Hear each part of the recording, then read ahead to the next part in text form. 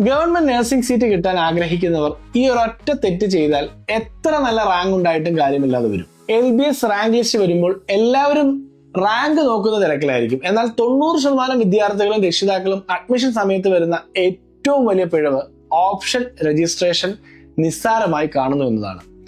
അശ്രദ്ധമായി ചെയ്യുന്ന ഈ ഒരു കാര്യം കാരണം അർഹതപ്പെട്ട ഗവൺമെന്റ് സീറ്റ് പലർക്കും നഷ്ടപ്പെടാറുണ്ട്. അലോട്ട്മെന്റ് പ്രോസസ് നിയന്ത്രിക്കുന്നത് ഒരു കമ്പ്യൂട്ടർ സോഫ്റ്റ്വെയർ ആണ്. അതിന് നിങ്ങളുടെ ആഗ്രഹം അറിയില്ല. നിങ്ങൾ കൊടുത്ത ലിസ്റ്റ് മാത്രമേ അതിനറിയൂ. ഉദാഹരണത്തിന്, ഗവൺമെന്റ് സീറ്റ് കിട്ടാൻ സാധ്യതയുള്ള ഒരു കുട്ടി അബദ്ധത്തിൽ ഒരു പ്രൈവറ്റ് കോളേജ് ലിസ്റ്റിൽ മുകളിൽ നൽകിയാൽ സോഫ്റ്റ്വെയർ ആ പ്രൈവറ്റ് കോളേജ് തന്നെ അലോട്ട് ചെയ്യും. പിന്നീട് അയ്യോ എനിക്ക് ഗവൺമെന്റ് കോളേജ് മതിയായിരുന്നു എന്ന് പറഞ്ഞിട്ട് ഒരു കാര്യവും.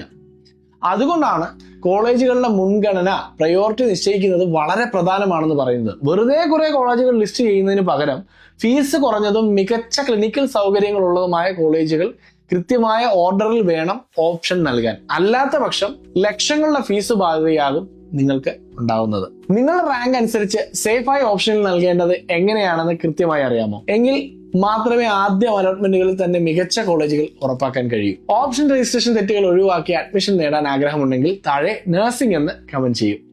നഴ്സിംഗ് അഡ്മിഷൻ അപ്ഡേറ്റുകൾ കൃത്യസമയത്ത് ലഭിക്കാൻ ഈ പേജ് ഒന്ന് ഫോളോ ചെയ്യും.